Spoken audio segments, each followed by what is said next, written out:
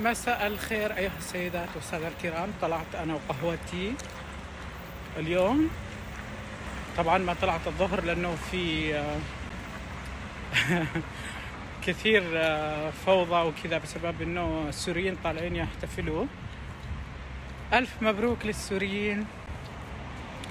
فالآن طلعت بتمشي شوي بغير جو عشان أروح بعدين أنام،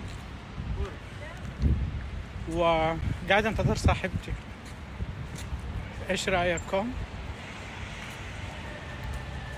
بروح قاعد هناك بنتظر صاحبتي تجي. الاجواء بارده، تعرفوا ايش معنى برد؟ يعني كذا برد موت، برد موت، مو بس برد موت.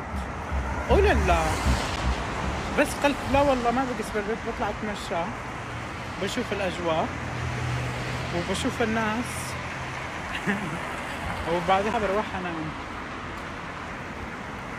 لاني كذا خرجت عشان على الاقل استنشق اكسجين كويس يعني رياضة. بس انتم ايش اخباركم؟ مرة وحشتوني. قاعد اشرب قهوة، صدقوا قاعد اشرب قهوة في الليل. تدرون امس بكيت والله بكيت من الفرح للشعب السوري، لأنه بجد الشعب هذا 13 سنة وهم يعانوا. البلدان بهذلوهم، شفتم في تركيا كيف بهذلوهم على الحبة الموز، قاعدين يحاسبوا السوريين وقاعدين يبهذلوهم. بكل مكان، منهم غرقوا في البحار، منهم فقدوا عوائلهم أطفالهم.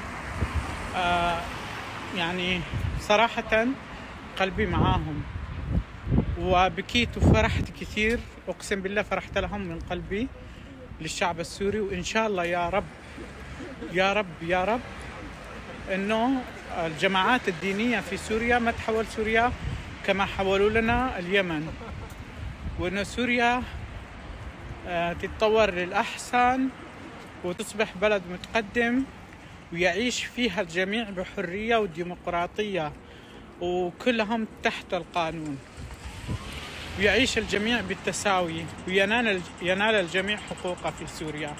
لأنه بجد الشعب هذا ما يستحق، الأطفال ما يستحقوا البهذلة اللي تبهذلوها، وما حد يحس بهالشعور إلا شعوب عاشته. مثل حنا اليمنيين كثير نحس فيهم. ليش؟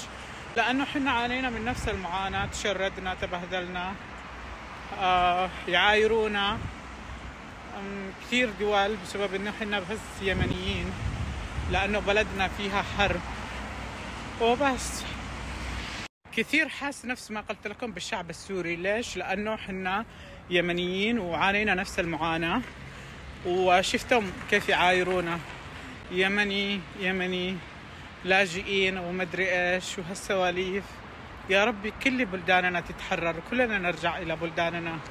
يا ربي بلداننا غنية وفيها النفط وفيها كل شيء. ايش ذنبنا حنا نتبهذل بسبب حكام نصابين سرق قاطعين الطرق، وحنا نتحمل العنى والبهذلة هم قاعدين في قصورهم.